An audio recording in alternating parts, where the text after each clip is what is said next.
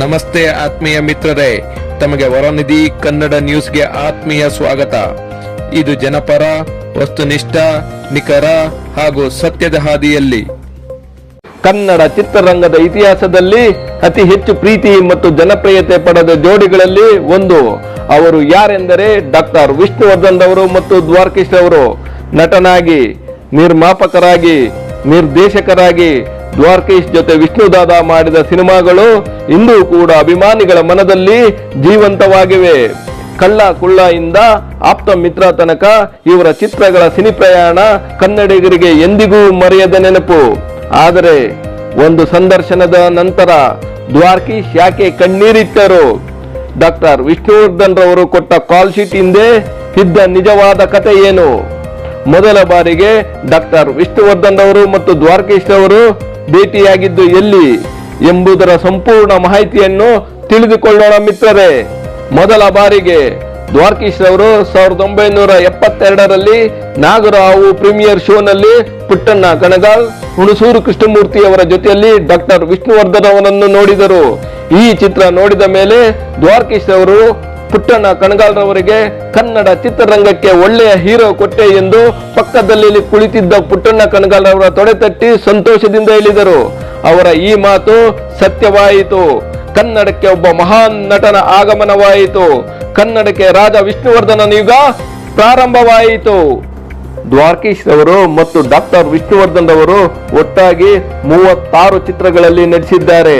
ಅವು ಯಾವುವೆಂದರೆ ಗುರು ಶಿಷ್ಯರು, ಗಲಾಟೆ ಸಂಸಾರ, ಪ್ರೊಫೆಸರ್ ಹುಚ್ಚುರಾಯ, ಜಿಮ್ಮಿಗಲ್ಲು, ಮನೆ ಮನೆ ಕತೆ, ಕಿಟ್ಟು ಪುಟ್ಟು, ಸೊಸೆ ತಂದ ಸೌಭಾಗ್ಯ, ಅವಳ ಹೆಜ್ಜೆ, ಕಿಲಾಡಿ ಜೋಡಿ, ಕಳ್ಳ ಕುಳ್ಳ, ಸಿಂಗಾಪುರದಲ್ಲಿ ರಾಜ ಕುಳ್ಳ, ಸಹೋದರರ ಸವಾಲ್, ಮಕ್ಕಳ ಭಾಗ್ಯ, ನಾನಿರುವುದೇ ನಿನಗಾಗಿ, ಊರಿಗೆ ಉಪಕಾರಿ, ಅಣ್ಣ ಅತ್ತಿಗೆ, ಕಿಲಾಡಿಗಳು, ರಾಯರು ಬಂದರು ಮಾವನ ಮನೆಗೆ, ಮದುವೆ ಮಾಡು ತಮಾಷೆ ನೋಡು, ನೀ ಬರೆದ ಕಾದಂಬರಿ, ನೀ ತಂದ ಕಾಣಿಕೆ, ಪ್ರಚಂಡ ಕುಳ್ಳ, ಇಂದಿನ ರಾಮಾಯಣ, ಪೆದ್ದ ಗೆದ್ದ, ಕಾರ್ಮಿಕ ಕಳ್ಳನಲ್ಲ, ಕೂಡಿ ಬಾಳೋಣ, ಶ್ರೀಮಂತನ ಮಗಳು, ಭಲೆ ಹುಡುಗ, ವಿಜಯ್ ವಿಕ್ರಮ್, ಮನೆ ಬೆಳಗಿದ ಸೊಸೆ, ಅಸಾಧ್ಯ ಅಳಿಯ, ವಸಂತ ಲಕ್ಷ್ಮಿ, ಸಿರಿತನಕ್ಕೆ ಸವಾಲ್, ಆಪ್ತಮಿತ್ರ.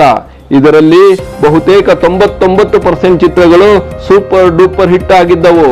ಇವರಿಬ್ಬರ ಜೋಡಿ ಕರುನಾಡಿನಲ್ಲಿ ಮನೆ ಮಾತಾಗಿತ್ತು. ಇವರ ಚಿತ್ರಗಳಿಗೆ ಕನ್ನಡ ಚಿತ್ರಪ್ರೇಮಿಗಳು ಜಾತಕ ಪಕ್ಷಿಯಂತೆ ಕಾಯುತ್ತಿದ್ದರು. ಕರ್ನಾಟಕದ ಕಳ್ಳ ಕುಳ್ಳ ಎಂದೇ ಪ್ರಸಿದ್ಧಿ ಪಡೆದಿದ್ದರು. ದ್ವಾರಕೀಶ್ ರವರು ನಿರ್ಮಾಪಕರಾಗಿ ಡಾಕ್ಟರ್ ವಿಷ್ಣುವರ್ಧನ್ ಅವರ ಜೊತೆ ಹಲವಾರು ಸೂಪರ್ ಹಿಟ್ ಸಿನಿಮಾಗಳನ್ನು ಮಾಡಿದ್ದಾರೆ. ಕನ್ನಡದಲ್ಲಿ ಕಳ್ಳ ಕುಳ್ಳ ಕಾಂಬಿನೇಷನ್ ಎಂದೇ ಕರೆಯಲಾಗುತ್ತಿತ್ತು.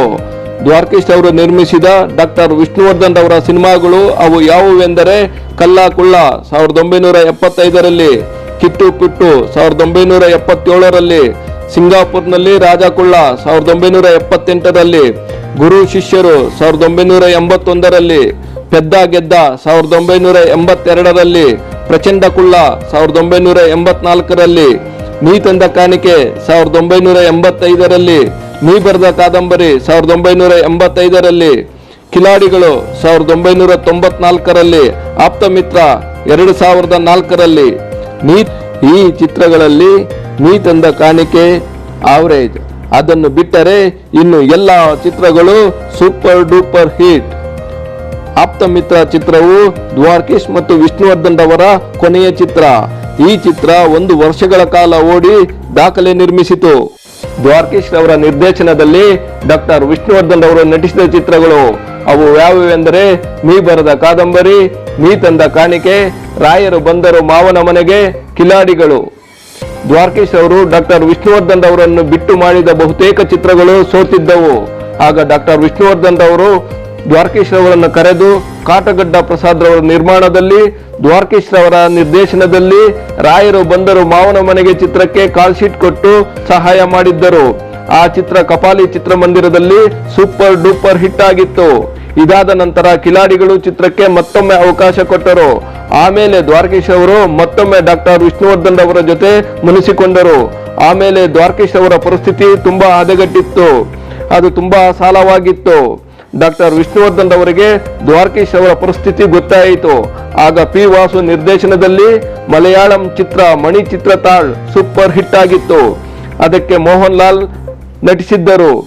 ಆ ಚಿತ್ರವನ್ನು ಕನ್ನಡ ನೇಟಿವಿಟಿಗೆ ಬದಲಾಯಿಸಿ ಡಾಕ್ಟರ್ ವಿಷ್ಣುವರ್ಧನ್ ಅವರನ್ನು ನಾಯಕರಾಗಿ ಮಾಡಿ ದ್ವಾರಕೀಶ್ ಅವರು ನಿರ್ಮಾಪಕರಾಗಲು ಅವಕಾಶ ಮಾಡಿಕೊಟ್ಟರು. ಈ ಚಿತ್ರದ ಹೆಸರೇ ಆಪ್ತಮಿತ್ರ. ನಿಜಕ್ಕೂ ದ್ವಾರಕೀಶ್ ಅವರ ಜೀವನದಲ್ಲಿ ಪ್ರಮುಖ ಪಾತ್ರ ವಹಿಸಿತ್ತು. ಈ ಚಿತ್ರ 1 ವರ್ಷಗಳಕ್ಕಿಂತ ಹೆಚ್ಚಾಗಿ ಓಡಿ box office all time record create ಮಾಡಿತ್ತು. ಈ ಚಿತ್ರದಲ್ಲಿ ಡಾಕ್ಟರ್ ವಿಷ್ಣುವರ್ಧನ್ ಅವರ ಅಮೋಘ ಅಭಿನಯ ಮತ್ತು ಸೌಂದರ್ಯರವರ ಮನೋಜ್ಞ ನಟನೆ, ದ್ವಾರಕೀಶ್ ಅವರ ಕಾಮಿಡಿ ಸೂಪರ್ ಹಿಟ್ ಆಗಿತ್ತು ಮತ್ತು ರಮೇಶ್ ಅವರ ಸಪೋರ್ಟಿಂಗ್ ಆಕ್ಟಿಂಗ್ ಗಮನ ಸೆಳೆದಿತ್ತು. ಪಿ ವಾಸುರವರ ನಿರ್ದೇಶನ ತುಂಬಾ ಚೆನ್ನಾಗಿತ್ತು. ಈ ಚಿತ್ರದಿಂದ ಬಂದ ಹಣದಿಂದ ಸಾಲಗಳನ್ನು ತೀರಿಸಿದರು ಮತ್ತು ಬೇರೆ ಕನ್ನಡ ಚಿತ್ರಗಳನ್ನು ನಿರ್ಮಿಸಿದರು. ಬೆಂಗಳೂರು ಯೂನಿವರ್ಸಿಟಿ ಇವರಿಗೆ ಗೌರವ ಡಾಕ್ಟರೇಟ್ ಕೊಟ್ಟಿತ್ತು. ದ್ವಾರಕೀಶ್ ಅವರು ಬದುಕಿದ್ದಾಗ ಒಂದು ಸಂದರ್ಶನದಲ್ಲಿ ಡಾಕ್ಟರ್ ವಿಷ್ಣುವರ್ಧನ್ ಅವರಿಗೆ ಕೊಡಬೇಕಾದ ಸ್ಥಾನಮಾನ ಗೌರವ ಕೊಡಲಿಲ್ಲ. ಒಬ್ಬ ಹೀರೋಗೆ ಒಳ್ಳೆಯ ರೀತಿಯಿಂದ ನಡೆಸಿಕೊಳ್ಳಲಿಲ್ಲ. ಡಾಕ್ಟರ್ ವಿಷ್ಣುವರ್ಧನ್ ಅವರಿಗೆ ಅವಮಾನ ಮಾಡಿದೆ, ನಾನು ಈ ತಪ್ಪು ಮಾಡಬಾರದಿತ್ತು ಎಂದು ಡಾಕ್ಟರ್ ವಿಷ್ಣುವರ್ಧನ್ ಅವರ ಬಗ್ಗೆ ತುಂಬಾ ಪಶ್ಚಾತ್ತಾಪ ಪಟ್ಟು ನೋವುಂಡು ಆ ಸಂದರ್ಶನದಲ್ಲಿ ದ್ವಾರಕೀಶ್ ಅವರು ಕಣ್ಣೀರು ಹಾಕಿದ್ದರು.